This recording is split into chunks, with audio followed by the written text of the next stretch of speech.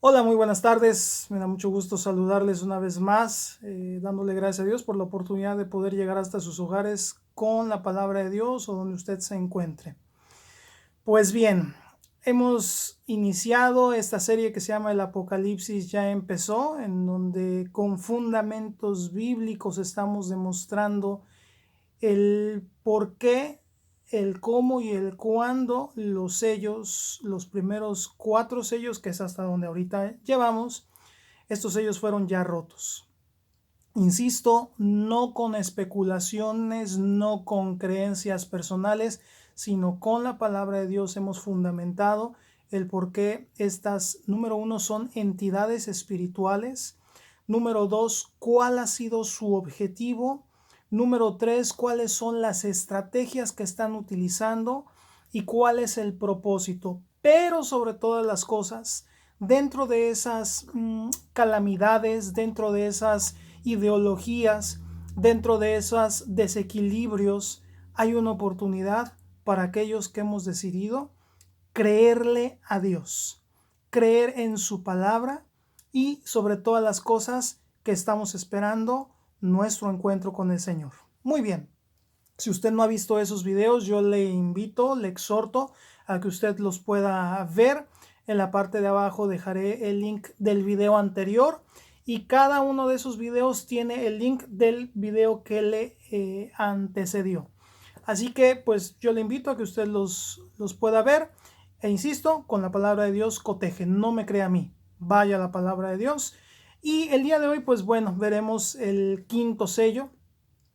Este sello, que les soy sincero, hasta cierto punto tuve que buscar algunos datos en particular y es un sello que honestamente nos debe confrontar a usted y a mí, ponernos a pensar en cómo ha sido nuestra vida cristiana, si usted se dice cristiano, hasta el día de hoy.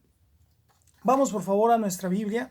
Le voy a pedir que me acompañe al libro de Apocalipsis capítulo 6, versículos del 9 al 11, y lo leo. Dice: Cuando abrió el quinto sello, vi bajo el altar las almas de los que habían sido muertos por causa de la palabra de Dios y por el testimonio que tenían.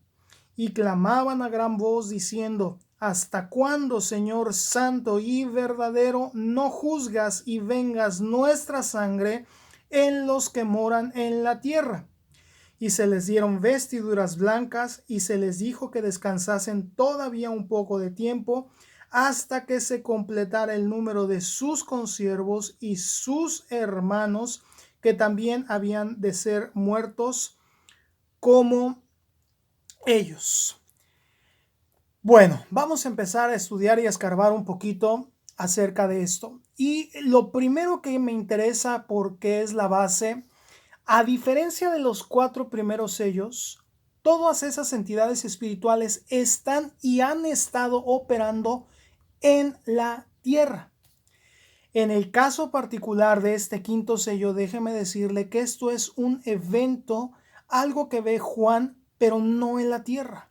Lo ve en el cielo. Lo voy a demostrar de inmediato. Si usted me acompaña una vez más a la Biblia, versículo 9 de Apocalipsis 6, dice que vio bajo el altar las almas de los que habían sido muertos, es decir, gente que estaba en un punto específico, el altar, y que habían sido ya muertos, ¿ok? Aquí nada más voy a hacer un paréntesis. Todas las personas que han muerto, nada más hay 2 opciones. O están en el Hades, en el Seol, donde es un lugar, como le dije en el video anterior, no hay fuego, no hay demonios atormentando a la gente. El infierno, el Hades, es un lugar, o el Seol, es un lugar donde hay dolor, donde hay tristeza, donde hay soledad. Esa es la primera opción. La segunda opción es que están en el cielo, ausentes en el cuerpo, presentes con el Señor. Todos aquellos que han decidido entregar su vida a Cristo y que han hecho a Jesús como su Señor y su Salvador, la Biblia dice que son hijos de Dios y que han resucitado y ahora ellos están en el cielo. Pero aquí hay un grupo en particular que también están en el cielo y han sido muertos, y ahorita vamos a ver por qué razón. Entonces, insisto, no quiere decir que solamente este grupo que vamos a ver está en el cielo. Ellos están en un punto específico y tienen algo que enseñarnos a nosotros. Téngame paciencia y ahorita lo desarrollaré. Entonces, en primer lugar, vemos que están bajo el altar. El altar es un lugar donde son dos cosas: o se sacrificaban los animales para los holocaustos, lo podemos ver en el libro de Levítico, en el libro de Números, o era un punto de encuentro con Dios. Usted podrá ir al Génesis, donde dice que Abel y Caín y Abel hicieron un altar donde ofrecieron su ofrenda delante de Dios, donde Noé, cuando baja del arca después del diluvio, hace un altar para tener un encuentro con Dios. Igual manera, cuando a Abraham Dios se le presentaba, dice que ahí hacía algunos, ponía un altar, construía un altar, como recuerdo de que ahí había tenido un punto de encuentro con Dios. Esto es lo que significa el altar en la Biblia. Número 2.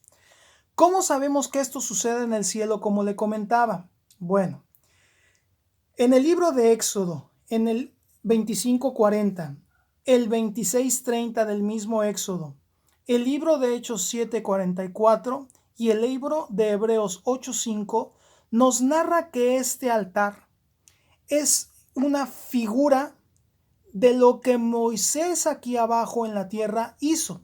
Y le voy a leer Hebreos 8:5, usted puede leer los demás pasajes que le he dado. Y nada más para entrar en contexto, desde el capítulo 4, el autor de Hebreos, perdón, desde el capítulo 7, el autor de Hebreos está esgrimiendo el por qué el sacerdocio de Jesús era totalmente diferente al sacerdocio levítico que había en el Antiguo Testamento. Y cómo el sacerdocio levítico solamente era una figura del sacerdocio que ahora Jesús estaba tomando el lugar de ellos y siendo un sacerdocio efectivo. A diferencia del Levítico, del sacerdocio levítico, solamente era figurativo, era una sombra de lo que vendría adelante con Jesús. Y dice el versículo 5 del capítulo 8 de Hebreos: estos sacerdotes, refiriéndose a los sacerdotes levitas, sirven en un santuario que es copia y sombra del que está en el cielo, tal como se le advirtió a Moisés cuando estaba a punto de construir el tabernáculo. Asegúrate de hacerlo todo según el modelo que se te ha mostrado en la montaña. Es decir, todos los elementos del tabernáculo que Moisés construyó son una copia de algo que existe en el Ouranos, en el cielo. Por lo tanto, cuando Apocalipsis nos está diciendo que estas almas, este grupo de personas, estaba bajo el altar, por supuesto no tenemos la menor lugar a duda de que este evento estaba sucediendo en el Ouranos, en el cielo, donde Dios habita. Muy bien.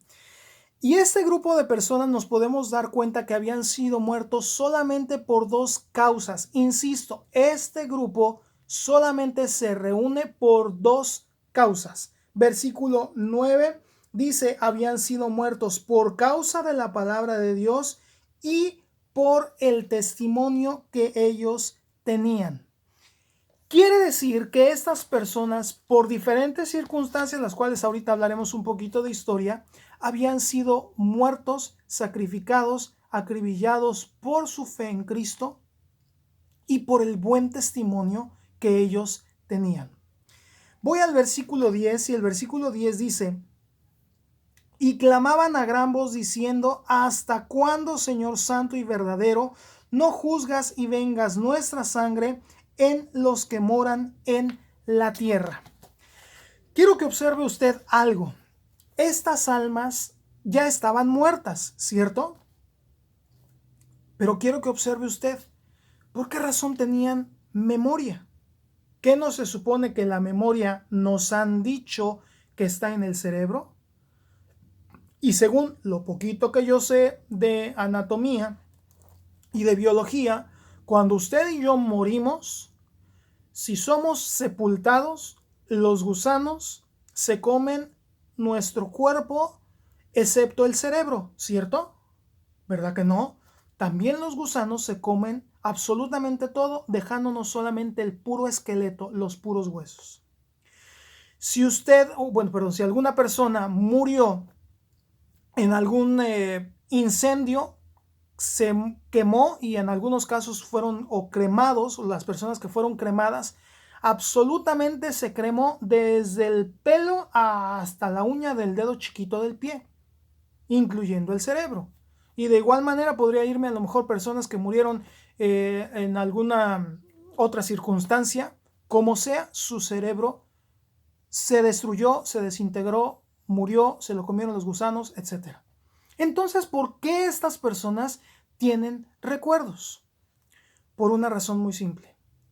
La memoria no está en el cerebro. La memoria, de acuerdo a la Biblia, se encuentra en el alma. Y déjeme decirle que esto es muy interesante y tiene una aplicación espiritual muy importante. Estas personas, este grupo de personas que estamos viendo aquí en el quinto sello, son personas que habían muerto por la palabra de Dios y se acordaban aún en el cielo perfectamente cómo habían muerto y por qué habían muerto, y pedían que se vengara su sangre porque sabían que había sido una injusticia la manera en que ellos habían muerto. Si en el cielo ellos se acuerdan de cómo murieron y de por qué murieron, ¿usted cree que las personas que están en el infierno no se acordarán de por qué están en ese lugar? Y muy fácil se lo compruebo con la palabra de Dios. En el libro de Lucas existe un pasaje acerca del rico y de Lázaro, en donde no es una parábola, es un evento de la vida real que sucedió y que Jesús narra a sus discípulos, en donde les cuenta una historia de un hombre rico, rico, rico, rico, y un hombre pobre, pobre, pobre, el cual para comer se alimentaba de las migajas que aquel, en buena onda, le tiraba. Cuando mueren los dos, dice que bajan al Seol, al seno de Abraham, y mientras Lázaro estaba en el seno de Abraham, el rico estaba en el Seol, y dice que pedía, que alcanzaba a ver a Lázaro allá en el seno de Abraham, y le decía a Abraham: Padre Abraham, manda a Lázaro que me ponga un poquito de agua en la boca, porque aquí estoy atormentado. Es decir, este hombre se acordaba perfectamente de cuál había sido su vida anterior y cuál era ahora su situación. ¿A qué quiero llegar con esto? Y esto es un punto muy importante.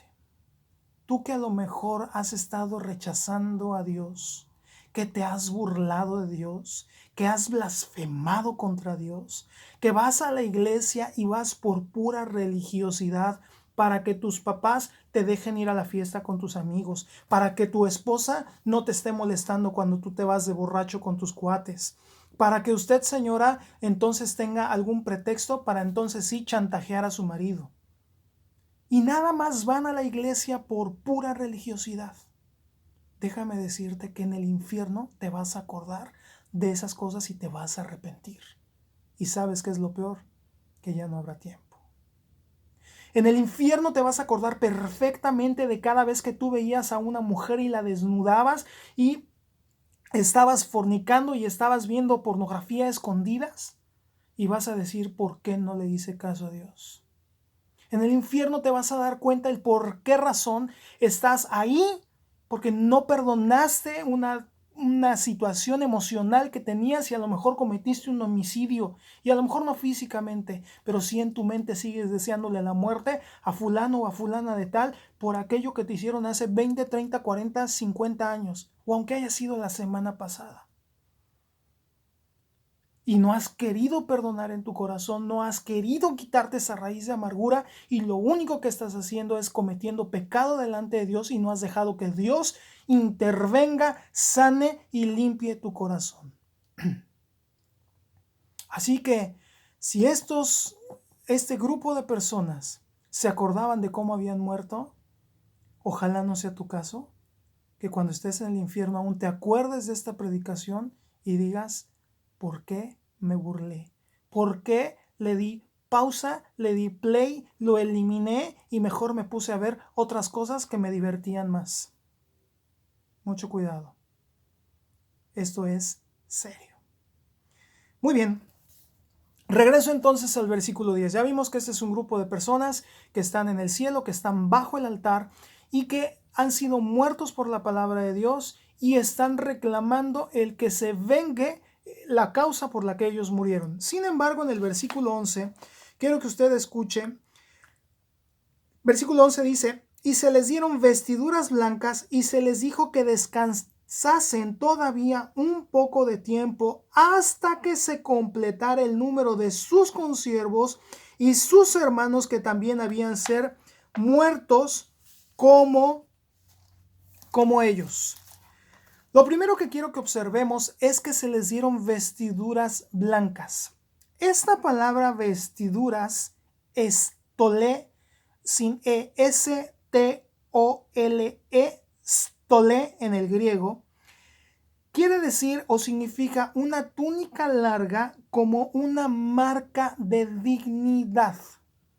Esta, si usted que a lo mejor conoce un poquito más o ha leído un poquito más en el libro de Apocalipsis, esta vestidura blanca es muy diferente a las vestiduras blancas que se les da más adelante a una multitud que aparece. Eso lo vamos a ver con mucha calma en el siguiente sello, del cual me adelanto, quizás lo veamos por lo menos en 2 partes, si no es que a lo mejor hasta en 3. Pero bueno, regreso a esto. Esta vestidura que se les da a este grupo de personas es una vestidura el cual les da una marca de dignidad.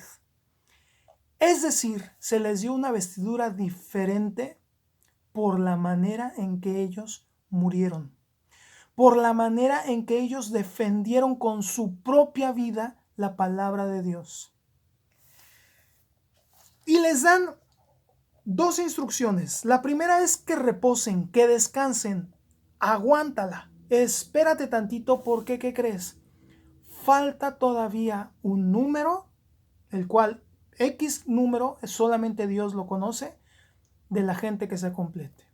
Es decir, ya somos 3 para la reta de básquetbol, pero ¿qué crees? Va a ser un equipo de fútbol americano en donde son 55 con los 3 equipos que se manejan. Es decir, apenas faltan muchos más para que se unan a este grupo particular de mártires. Y ahora sí entro un poquito al tema de la historia, porque la aplicación la daré en la siguiente parte de este mismo quinto sello. Pero déjeme decirle que este grupo de personas, el primero que inauguró este sello fue Esteban. Lo vamos a ver ahorita con calma, pero en el libro de los Hechos, en el capítulo 7 y 8, narra cómo Esteban fue el primer mártir de la iglesia cristiana y de ahí en adelante vinieron muchos más. Jacobo, el hermano del Señor, después dice que Pablo echó a la cárcel y dio muerte a muchos de los cristianos. Después, en el año 70, Antíoco Epífanes, cuando quema Jerusalén, dio muerte a muchos otros más. Más adelante hay un periodo en la iglesia cristiana que se llama la iglesia perseguida, que duró aproximadamente del año 100 al año 300, 2 siglos aproximadamente, en donde murieron a puños literalmente cristianos. Y déjeme decirle que no murieron de la mejor manera, en su cama, a gusto, ya a los 80, 90 años, rodeados de su familia y exhalando su último aliento. Muchos de ellos, la mayoría de ellos murieron por 4 maneras. La más fina, la más menos dolorosa, la más noble, esa era la palabra que quería utilizar, era la pena capital, es decir, que los decapitaban. Esa era así como que te sentenciaron a morir decapitado, brother, ya la hiciste. Excelente. La segunda manera en que ellos morían eran ahorcados. La tercera eran cremados, es decir, les prendían fuego. Y no crea usted que después de muertos. Les prendían fuego mientras estaban vivos y se encargaban los verdugos romanos de que no se murieran pronto. Es decir, les ponían como que a fuego lento para que se empezaran a cocinar, ponían algunas cosas, algunos elementos, echaban mano para que no se murieran rápido, es decir, sufrieran lo más posible antes de su muerte. La última manera en que estos mártires murieron era en el Coliseo romano.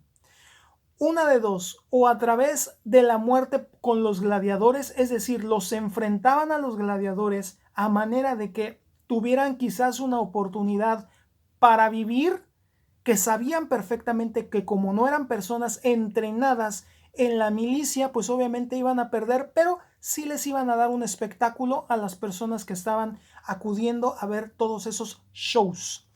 ¿Pero qué cree? Dice, encontré un compendio por ahí en donde narra un poquito acerca de del historiador Flavio Josefo y de Eusebio y algunos otros, en donde esto dejó de ser atractivo, es decir, que los pusieran contra los gladiadores, porque ¿qué cree? Los cristianos no se defendían. Los cristianos esperaban que se murieran, entonces el público se aburría. Y alguien tuvo una grandiosa idea. Vamos a ponerles leones o animales u osos para que los despedacen y entonces esto sea un poquito más atractivo. Y efectivamente, metían al Coliseo a una cantidad X de cristianos, de personas que habían decidido no reconocer a César como Dios, de no reconocer y no inclinarse ante otro Dios que no fuera el Dios de la Biblia. Y efectivamente, salían los leones, salían los osos, salían los lobos o las hienas o el animal que hubiera dispuesto el César para que acabara con ellos. Sin embargo, algo que escuché y quise corroborar es que ni Flavio Josefo, ni Eusebio, ni ninguno de los otros historiadores reporta que haya habido uno solo de los cristianos que haya dicho: no quiero morir y mejor prefiero hincarme ante ti, César. Lo hubo de los malhechores, porque no solamente para los cristianos fue esta pena capital, sino también para aquellos que robaban, mataban, violaban, secuestraban, etcétera, etcétera, cualquier otro tipo de delito. Pero de los cristianos no hay registro de alguno que haya dicho: renuncio a Jesús por salvar mi vida. Aún con sus hijos, aún viendo padres de familia cómo los leones despedazaban a sus hijos, cómo eran muertos por causa de su fe, no había ninguno de ellos que dijera: me rajo, como en modismo mexicano.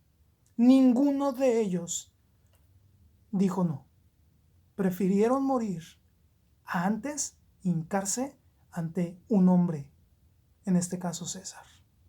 Y como esos hubo millones, en esos 2 siglos mataron a muchísimos. Y por el contrario, mientras el Imperio Romano pensaba que de esa manera iba a acabar con los cristianos, por el contrario, dice la historia que se fortalecían y que cada vez crecía más y más el número de personas que le daban la espalda a César y que decían: yo quiero creer solamente en el sacrificio de Jesús. Me parece que esa es una historia digna de que la reflexionemos.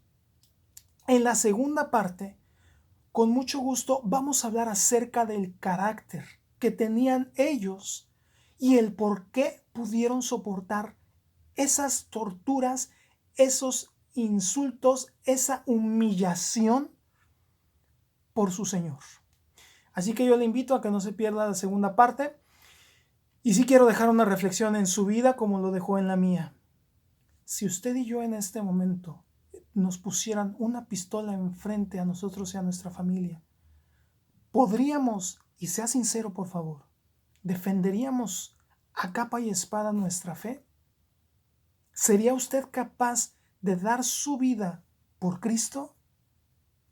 Déjeme decirle, como le dije al principio, este grupo se le dio una túnica que implicaba una marca de dignidad. ¿Por qué razón? Por la manera en que ellos murieron. ¿Cuántos de ustedes, cuántos de nosotros nos hemos avergonzado de decir, soy cristiano? De decir delante de tus compañeros de trabajo, de tus compañeros en la escuela, de tus amigas de la socialité, el decir, sí, soy cristiana.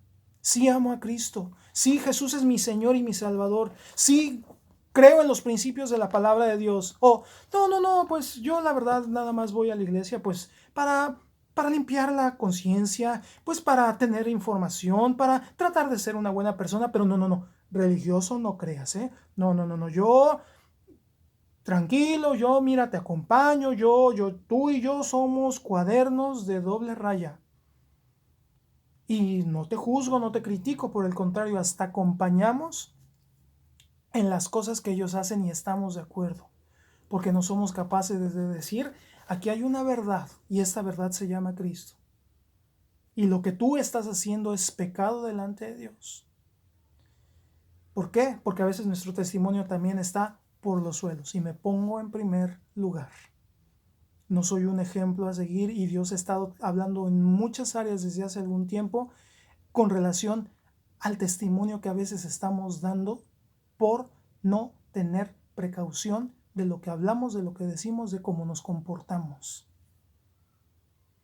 Pero que no sea también tu caso. Y por el contrario, que día a día nuestro testimonio pueda avanzar. No para ser de este grupo necesariamente o para tener el premio que ellos tuvieron de esta vestidura blanca que significa una posición de dignidad, sino simple y sencillamente por amor a aquel que dio su vida en la cruz por ti y por mí cuando no lo merecíamos, cuando en ti y en mí no había absolutamente nada bueno para que un Dios santo, un Dios omnipotente, un Dios omnipresente que no necesita ninguna cosa, tuviera que venir a este mundo a hacerse hombre, a pagar el precio de la muerte en la cruz, una muerte que era absoluta y totalmente agonizante, dolorosa, pero lo hizo por amor a ti y por amor a mí. Y para que ahorita tú lo estés rechazando, para que en este momento tú prefieras el mundo, los placeres, el sexo, el dinero, el alcohol, la fama, y decirle, no, Dios, ay, cuando ya esté viejito, me acordaré de ti. Tengamos mucho cuidado.